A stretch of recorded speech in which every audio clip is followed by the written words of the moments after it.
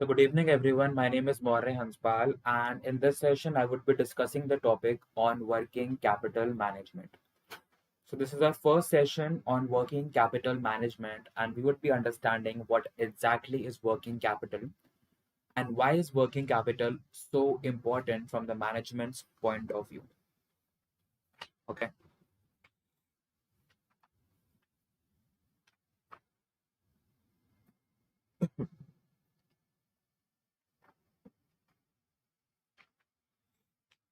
Yeah.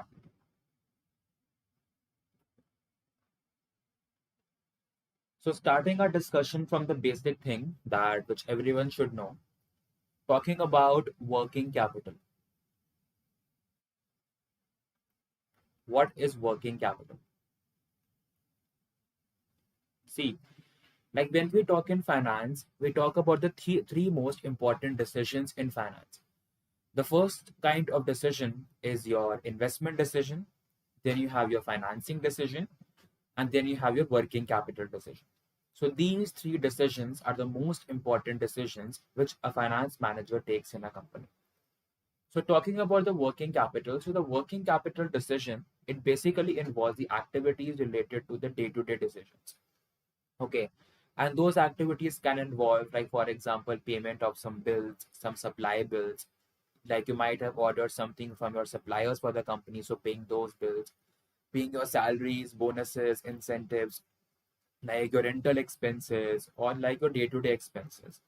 Like what we call in the easy way as मतलब कि रोजमर्रा के खर्चे. ठीक है, जो कंपनी के जो डे टू डे सब एक्सपेंसेस होंगे that are involve in working capital.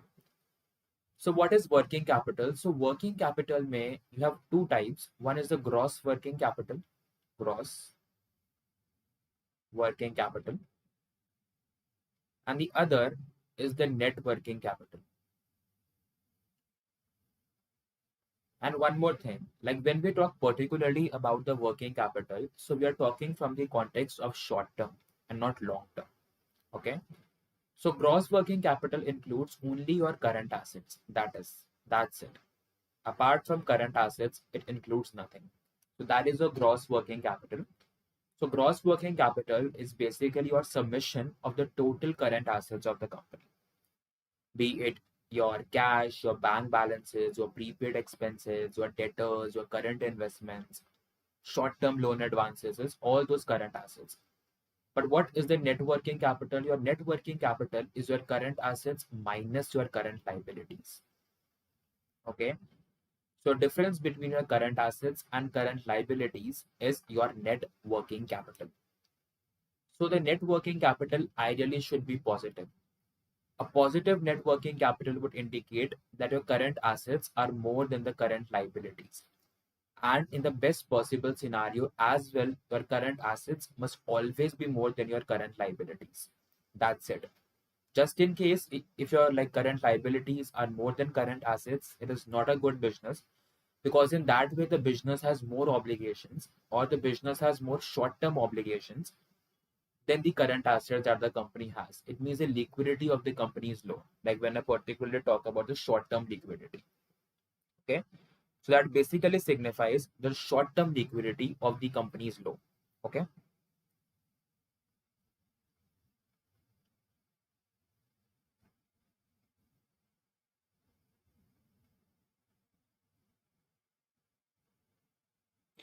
Yeah. Give me a second. I'll just like present you something.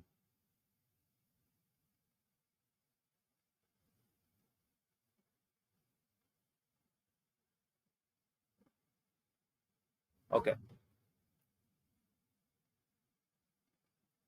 Yeah. So I was on the topic of current assets minus current liability. So I see like what possesses in your current assets. So basically in your current assets, you have everything, your cash balances, bank balances, and all that stuff. But the most important indicator of current assets. So what is the most important indicator of current assets? It is your cash and bank balances. Because prepaid जो है तुम पे कर चुके हो and debtor से भी तुमको पैसा आया नहीं है. Cash ही तुम्हारे पास है.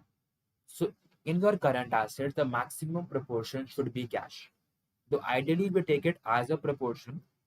Like if in just in case like we do not have cash or bank balance, then we can like liquidate our short-term investments and get the money, or we can say our debtors to pay us back more early, or that prepaid thing that which we can pay so we can get back that money also, because अभी उसका time नहीं आया payment का, but हम like पहले payment कर चुके थे.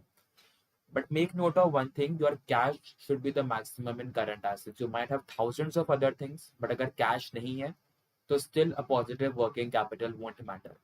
चाहे negative हो चाहे positive हो, तब कुछ फर्क पड़ना ही नहीं है. Cash maximum होना चाहिए, and that is your net working capital, as we ideally call it. Okay. Now, when we talk about working capital, there is a thing called working capital gap, and that is different from the normal net working capital. So what exactly is the working capital gap? Your working capital gap is the current assets minus current liabilities. And now you would say that it is just the same thing as what we learned in net working capital, right? No. Though the formula is same, but what are we excluding in the current liabilities? We are excluding all the bank borrowings. A firm might have thousands of current liabilities. It might have outstanding expenses. It might have some short-term loans or some kind of different loans or trade payables, but loans should not have been taken from bank. The company might have taken loan from government, from a non-banking finance company or any other sources. Everything would be included except your bank borrowings. Bank से जो loan लिया है, हम वो exclude कर देते हैं in the working capital gap. Like if you want to know. So that is the major difference between your net working capital and your working capital gap. ठीक है? One more thing is there which you need to understand. The thing is regarding your working capital leverage. So what exactly is working capital leverage?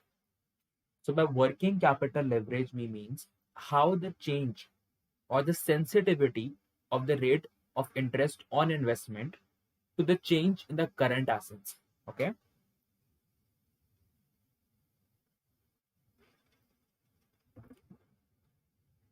Basically, it means you might be getting a certain rate of interest on your investments and you might have some current assets in the company.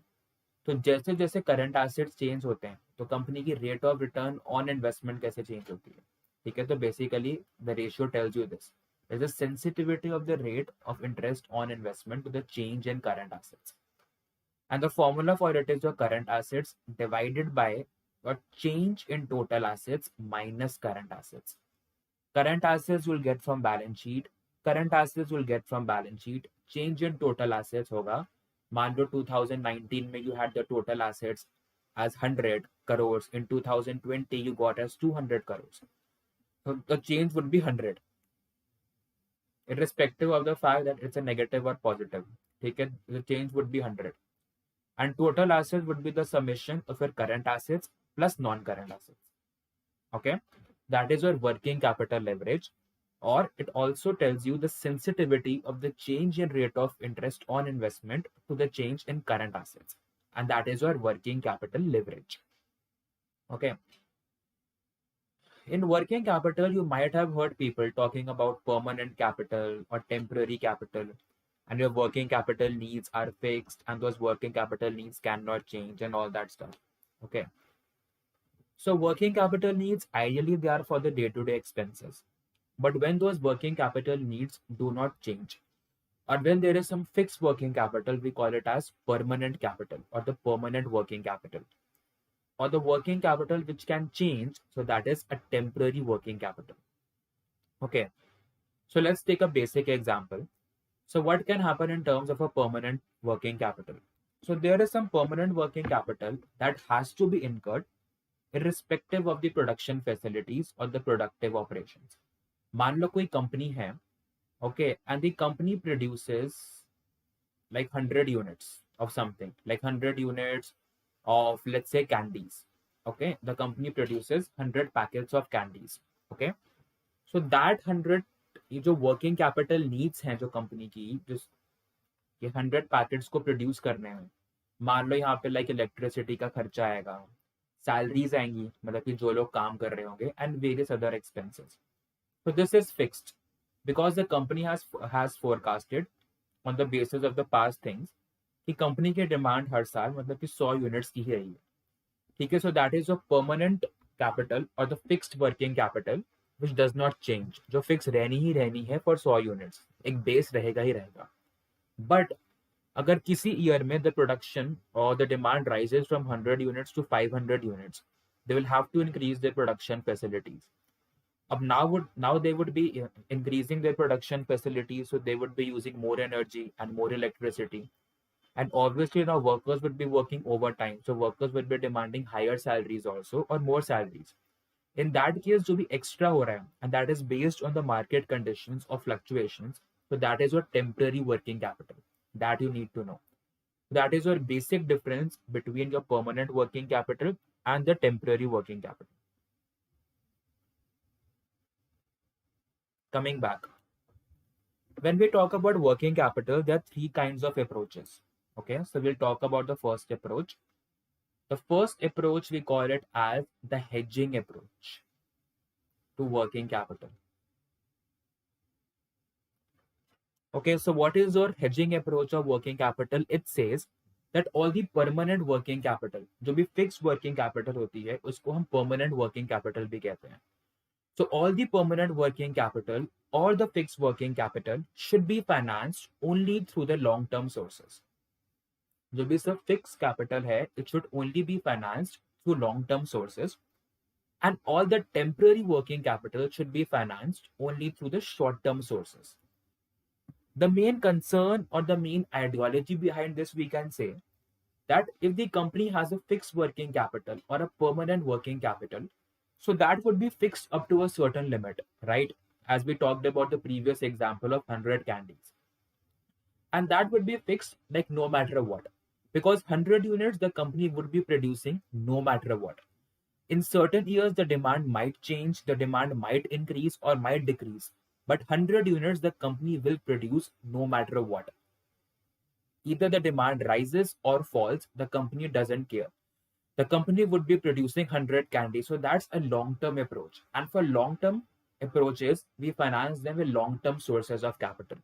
But for temporary changes in demand, for short-term, 2 महीने में change आ गया, साल का change आ गया, for that purposes, the company will use short-term sources of finance. And that is your hedging approach. That is also you are kind of maintaining the liquidity in the company.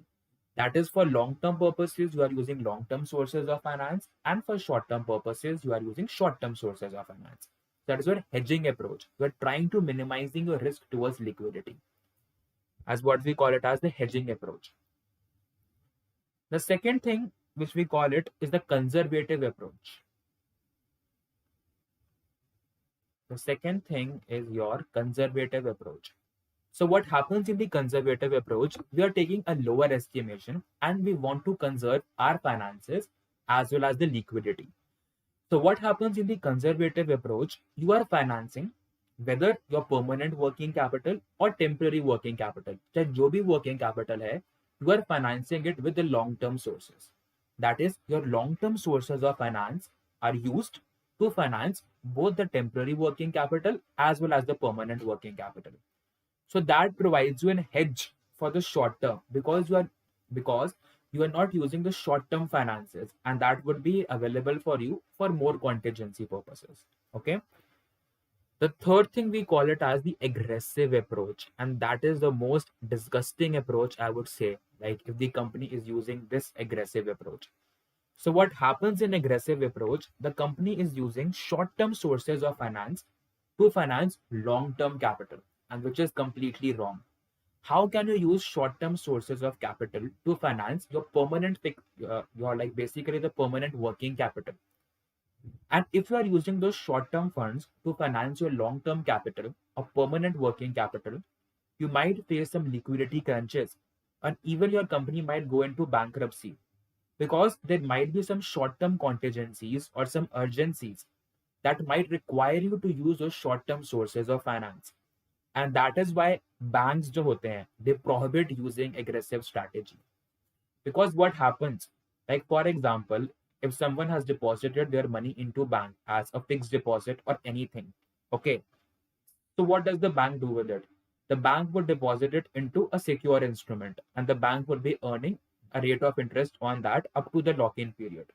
So 5 years की FD है तो 5 साल के लिए the bank would be depositing that money into a class of assets, and that would be giving you a fixed kind of return, be it in government securities or some debt instruments and all that stuff. But what happens if an investor comes in between? So like before the lock-in period of 5 years and say कि आप मेरे पैसे वापस कर दो and मुझको कुछ urgency है. In that case, the bank like would have to close the FD.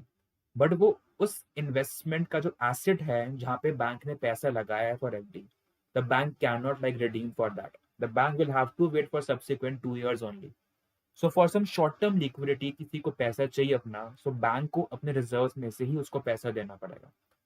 So in just case if the bank is following the aggressive policy, the bank won't have that short term liquidity. Okay, that is why people avoid using aggressive policy. So these were the 3 kinds of approaches. And in the next session, we'll go on with a discussion on the